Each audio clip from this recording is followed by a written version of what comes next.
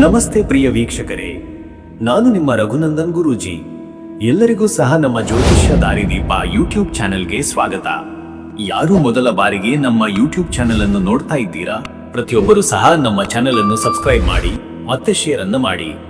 ವೀಕ್ಷಕರೇ, ಇವತ್ತಿನ ಈ ವಿಡಿಯೋದಲ್ಲಿ ನಮ್ಮ ಬಾಳಿನ ಕತ್ತಲೆಯನ್ನು ದೂರ ಮಾಡಿ ಬೆಳಕನ್ನು ತರುವಂತಹ ದೀಪಾವಳಿ ಮಹಾಪರ್ವ ಈ ವರ್ಷ ಯಾವ ದಿನಾಂಕದಂದು ಆರಂಭವಾಗ್ತಾ ಇದೆ, ಹಾಗೆ ಯಾವ ದಿನಾಂಕದಂದು ಮುಕ್ತಾಯ ಆಗ್ತಾ ಇದೆ, ಜೊತೆಗೆ ಎಷ್ಟು ದಿನಗಳ ಕಾಲ ನಾವು ಈ ಐತಿಹಾಸಿಕ ಹಬ್ಬವನ್ನು ಆಚರಣೆ ಮಾಡಬೇಕು, ಯಾವ ದಿನ ಯಾವ ಪೂಜೆಗಳನ್ನು ಮಾಡಬೇಕು ಅನ್ನೋದನ್ನ ಗುಪ್ತವಾದ ಜ್ಯೋತಿಷ್ಯ ಸೂಕ್ಷ್ಮಗಳ ಸಮೇತ ಈ ವಿಡಿಯೋದಲ್ಲಿ ನಿಮ್ಮೆಲ್ಲರಿಗೂ ತಿಳಿಸಿಕೊಡ್ತಾ ಇದ್ದೀನಿ.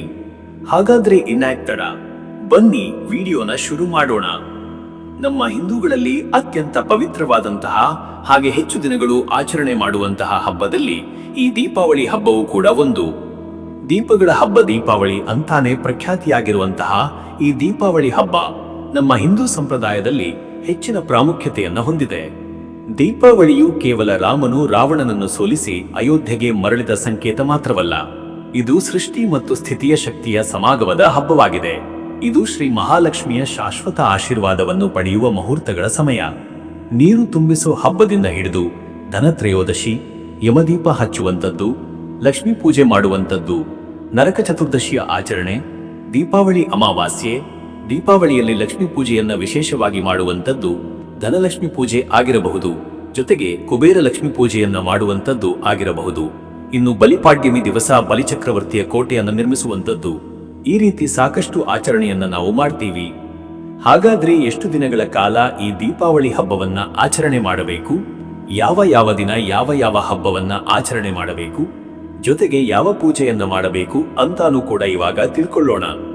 ದೀಪಾವಳಿಯಲ್ಲಿ ನರಕ ಚತುರ್ದಶಿ, ದೀಪಾವಳಿ ಅಮಾವಾಸ್ಯೆ ಹಾಗೆ ಬಲಿಪಾಡ್ಯಮಿ ಈ 3 ದಿವಸಕ್ಕೆ ಮಾತ್ರನೇ ಪ್ರಶಸ್ತಿಯ ಹೆಚ್ಚಾಗಿ ಕೊಟ್ಟಿದ್ದಾರೆ.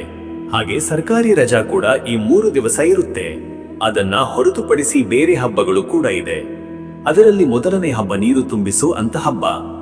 ಈ ಹಬ್ಬ ಆರಂಭ ಆಗೋದು ಅಕ್ಟೋಬರ್ 18ನೇ ತಾರೀಕು ಶನಿವಾರದ ದಿವಸ ನೀರು ತುಂಬಿಸುವಂತ ಹಬ್ಬ. ಆ ದಿನ ಧನತ್ರಯೋದಶಿ ಅಂದ್ರೆ ಲಕ್ಷ್ಮೀ ಕುಬೇರ ಪೂಜೆಯನ್ನ ನಾವು ಅವತ್ತು ಮಾಡಬೇಕಾಗುತ್ತೆ. ಜೊತೆಗೆ ಯಮದೀಪವನ್ನು ಕೂಡ ನಾವು ಅವತ್ತಿನ ದಿವಸ ಹಚ್ಚಬೇಕು. ಧನತ್ರಯೋದಶಿ ದಿವಸ ಯಮದೀಪ ಹಚ್ಚುವುದರ ಹಿಂದೆ ಒಂದು ವಿಶೇಷ ಕಾರಣವಿದೆ. ಆ ದಿನ ಸಂಜೆ ದೀಪ ಹಚ್ಚುವುದರಿಂದ ಅಕಾಲ ಮೃತ್ಯು ಮತ್ತು ರೋಗ ಭಯ ದೂರವಾಗುತ್ತದೆ. ಇನ್ನು ವಿಶೇಷ ರೀತಿಯಲ್ಲಿ ಕುಬೇರ ಲಕ್ಷ್ಮಿ ಪೂಜೆಯನ್ನ ಅವತ್ತಿನ ದಿವಸ ಮಾಡಿದ್ರೆ ನಿಮಗೆ ಅಷ್ಟ ಐಶ್ವರ್ಯಗಳು ಪ್ರಾಪ್ತಿಯಾಗಿ ಸಾಲದ ಬಾಧೆ ದೂರಾಗುತ್ತೆ ಅಂತ ಹೇಳ್ತಾರೆ. ಜೊತೆಗೆ ಅವತ್ತಿನ ದಿವಸ ನೀವು ಚಿನ್ನ, ಬೆಳ್ಳಿ ಅಥವಾ ಬೆಲೆ ಬಾಳುವಂತಹ ವಸ್ತುಗಳನ್ನ ಕೊಂಡ್ಕೊಂಡ್ರು ಕೂಡ ತುಂಬಾನೇ ಒಳ್ಳೆಯದು ಅಂತ ಹೇಳ್ತಾರೆ. ಇದು ದೀಪಾವಳಿಯ ಮೊದಲನೇ ದಿವಸ.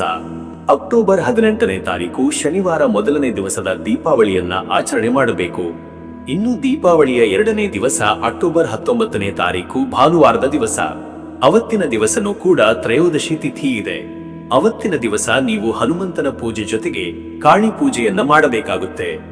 ಇನ್ನು ಬಹಳ ಮುಖ್ಯವಾಗಿ ದೀಪಾವಳಿ 3ನೇ ದಿವಸ, ಇದೇ ದಿವಸ ನಾವು ಲಕ್ಷ್ಮೀ ಪೂಜೆ, ನರಕ ಚತುರ್ದಶಿ ಕೂಡ ಆಚರಣೆ ಮಾಡಬೇಕಾಗುತ್ತೆ.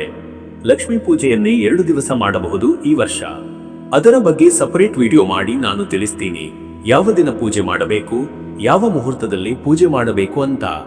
ಅಂದ್ರೆ ಅಕ್ಟೋಬರ್ 20ನೇ ತಾರೀಕು ಸೋಮವಾರದ ದಿವಸ ನರಕ ಚತುರ್ದಶಿಯನ್ನು ಕೂಡ ಆಚರಣೆ ಮಾಡಬೇಕು. ಲಕ್ಷ್ಮೀ ಪೂಜೆಯನ್ನು ಕೂಡ ಮಾಡಬಹುದು. ಇನ್ನು ಕೇದಾರ ಗೌರಿ ವ್ರತ ಮಾಡೋರು ಕೂಡ ಇವತ್ತಿನ ದಿವಸನೇ ಮಾಡಬೇಕಾಗುತ್ತೆ. ಅಂದ್ರೆ ನೋಮು ಇರುತ್ತಲ್ಲ, ಅಂತವರು ಕೂಡ ಅಕ್ಟೋಬರ್ 20ನೇ ತಾರೀಕಿನ ದಿವಸನೇ ಮಾಡಬೇಕು. ಇನ್ನು ಲಕ್ಷ್ಮೀ ಪೂಜೆ ಜೊತೆ ಶಾರದಾ ಪೂಜೆ, ಕಾಳಿ ಪೂಜೆ ಕೂಡ ಅವತ್ತಿನ ದಿವಸ ಮಾಡಬಹುದು. ದೀಪಾವಳಿಯಲ್ಲಿ ಪ್ರಮುಖವಾಗಿ ಎಲ್ಲರೂ ಕೂಡ ಆಚರಣೆ ಮಾಡುವಂತಹ ಹಬ್ಬ ಅಂದ್ರೆ ಅದು ಅಕ್ಟೋಬರ್ 20ನೇ ತಾರೀಖೆ. ಅವತ್ತಿನ ದಿವಸ ಆಚರಣೆ ಮಾಡಿದ್ರೆ ಒಳ್ಳೆಯದು.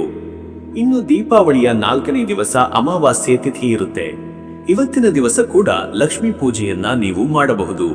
ಜೊತೆಯಲ್ಲಿ ಅಭ್ಯಂಗ ಸ್ನಾನ ಮಾಡ್ತೀವಿ ಅಂತ ಅನ್ನೋರು ಕೂಡ ಅವತ್ತಿನ ದಿವಸ ಮಾಡಬಹುದು. ನರಕ ಚತುರ್ದಶಿ ದಿವಸನೂ ಕೂಡ ನೀವು ಅಭ್ಯಂಗ ಸ್ನಾನವನ್ನ ಮಾಡಬಹುದು.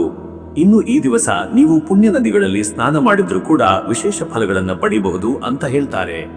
ಇನ್ನು ಅಕ್ಟೋಬರ್ 22ನೇ ತಾರೀಕು ಬುಧವಾರದ ದಿವಸ, ಇದು ದೀಪಾವಳಿಯ 5ನೇ ದಿವಸ. ಬಲಿಪಾಡ್ಯಮಿ, ಬಲಿ ಪೂಜೆಯನ್ನ ಮಾಡಬೇಕಾಗುತ್ತೆ. ಜೊತೆಗೆ ಗೋವರ್ಧನಗಿರಿ ಪೂಜೆಯನ್ನ ಮಾಡಬೇಕು. ಹಾಗೆ ಗೋವುಗಳ ಪೂಜೆಯನ್ನು ಕೂಡ ಅವತ್ತಿನ ದಿವಸ ನೀವು ನೆರವೇರಿಸಬಹುದು. ಈ ದಿನಾನೇ ಕೃಷ್ಣ ಗೋವರ್ಧನ ಪರ್ವತವನ್ನ ಎತ್ತಿದ ಅಂತ ಕೂಡ ಹೇಳಲಾಗುತ್ತೆ. ಹಾಗಾಗಿ ಗೋವರ್ಧನ ಪೂಜೆಯನ್ನ ಮಾಡ್ತಾರೆ. ಜೊತೆಗೆ ಬಲಿ ಚಕ್ರವರ್ತಿಯ ಕೋಟೆಯನ್ನ ನಿರ್ಮಾಣ ಮಾಡಿ ಸಗಣಿಯಲ್ಲಿ ಅದಕ್ಕೂ ಕೂಡ ಪೂಜೆಯನ್ನ ಸಲ್ಲಿಸ್ತಾರೆ. ಇನ್ನು ದೀಪಾವಳಿಯ ಕೊನೆಯ ದಿವಸ 6ನೇ ದಿವಸ. ಈ ದಿವಸ ಅಣ್ಣ ತಂಗಿಯರ ಹಬ್ಬ ಅಂತ ಕರೀತಾರೆ. ಇದನ್ನ ಬಾಯಿದೂಜ್ ಅಂತ ಕರೀತಾರೆ. ಇವತ್ತಿನ ದಿವಸ ಅಣ್ಣಂದಿರಿಗೆ ಅಥವಾ ತಮ್ಮಂದಿರಿಗೆ ತಿಲಕ ಇಟ್ಟು ಅವರಿಗೆ ಆರತಿ ಮಾಡಿ, ನೀವು ದೊಡ್ಡವರಾಗಿದ್ದರೆ ಅವರಿಗೆ ಆಶೀರ್ವಾದ ಮಾಡಬೇಕು ಅಥವಾ ಅವರ ಕೈಯಲ್ಲಿ ನೀವು ಆಶೀರ್ವಾದ ತಗೋಬೇಕು ನೀವು ಚಿಕ್ಕವರಾಗಿದ್ರೆ. ಜೊತೆಗೆ ಇವತ್ತಿನ ದಿವಸ ಚಿತ್ರಗುಪ್ತ ಅಂದ್ರೆ ಯಮನ ಬಂಟನಾಗಿರುವಂತಹ ಚಿತ್ರಗುಪ್ತನ ಪೂಜೆಯನ್ನು ಕೂಡ ನೀವು ಸಲ್ಲಿಸಿದ್ರೆ ತುಂಬಾನೇ ಶ್ರೇಷ್ಠ ಅಂತ ಹೇಳ್ತಾರೆ. ಇದು ಅಕ್ಟೋಬರ್ 23ನೇ ತಾರೀಕು ಗುರುವಾರದ ದಿವಸ ಆಚರಣೆ ಮಾಡುವಂತಹ ಹಬ್ಬ. ಇದನ್ನ ಹೆಚ್ಚಾಗಿ ನಮ್ಮ ಕರ್ನಾಟಕ ಭಾಗದಲ್ಲಿ ಆಚರಣೆ ಮಾಡೋದಿಲ್ಲ, ಉತ್ತರ ಭಾರತದಲ್ಲಿ ಆಚರಣೆ ಮಾಡ್ತಾರೆ. ನಮಗೆ ಮುಖ್ಯವಾಗಿ ನೀರು ತುಂಬಿಸೋ ಹಬ್ಬ ನರಕ ಚತುರ್ದಶಿ, ದೀಪಾವಳಿ ಅಮಾವಾಸ್ಯೆ, ಜೊತೆಗೆ ಬಲಿಪಾಡ್ಯಮಿ, ಈ 4 ದಿವಸಗಳು ಪ್ರಮುಖವಾಗಿ ಇರುತ್ತೆ. ಆ 4 ದಿವಸಗಳು ಕೂಡ ಪೂಜೆಯನ್ನ ಮಾಡಬೇಕು. ಅದರ ಬಗ್ಗೆ ಅಂದ್ರೆ ಒಂದೊಂದು ದಿವಸದನ್ನು ಸಪರೇಟ್ ಆಗಿ ನಾನು ಯಾವ ಟೈಮಲ್ಲಿ ಪೂಜೆ ಮಾಡಬೇಕು ಅನ್ನೋದನ್ನು ತಿಳಿಸ್ತೀನಿ. ನನ್ನ ಮುಂಬರುವಂತಹ ವಿಡಿಯೋಗಳಲ್ಲಿ ದಯವಿಟ್ಟು ಆ ವಿಡಿಯೋಗಳನ್ನ ನೋಡಿದ್ರೆ ನಿಮಗೆ ಯಾವ ದಿನ ಯಾವ ರೀತಿ ಪೂಜೆ ಮಾಡಬೇಕು ಅನ್ನೋದು ಕರೆಕ್ಟ್ ಆಗಿ ಅರ್ಥ ಆಗುತ್ತೆ. ಸೊ ನೋಡಿದ್ರಲ್ಲ ಸ್ನೇಹಿತರೆ, ಸತತವಾಗಿ ಈ ದೀಪಾವಳಿಯನ್ನ 6ರಿಂದ 7 ದಿನಗಳು ಆಚರಣೆ ಮಾಡ್ತಾರೆ. ಅದರಲ್ಲಿ ಪ್ರಮುಖವಾಗಿ ನಾವು 4 ದಿವಸಗಳು ಆಚರಣೆ ಮಾಡಬೇಕಾಗುತ್ತೆ. ಅದರ ಬಗ್ಗೆ ಯಾವ ದಿನ ಏನೇನು ಪೂಜೆಗಳು ಅನ್ನೋದನ್ನ ತಿಳಿಸಿಕೊಟ್ಟಿದ್ದೀನಿ. ಸೊ ಇವತ್ತಿನ ಈ ವಿಡಿಯೋ ನಿಮ್ಮೆಲ್ಲರಿಗೂ ಇಷ್ಟ ಆಗಿದೆ ಅಂತ ಭಾವಿಸ್ತೀನಿ. ಇಷ್ಟ ಆಗಿದ್ರೆ ಲೈಕ್ ಮಾಡಿ, ಬೇರೆಯವರಿಗೂ ಕೂಡ ಶೇರ್ ಮಾಡಿ. ಹಾಗೆ ನಿಮ್ಮ ಅನಿಸಿಕೆ ಅಭಿಪ್ರಾಯವನ್ನ ಖಂಡಿತವಾಗ್ಲೂ ಕಾಮೆಂಟ್ ಮುಖಾಂತರ ಬರೆದು ತಿಳಿಸಿ. ಎಲ್ರಿಗೂ ಸಹ ಶುಭವಾಗಲಿ.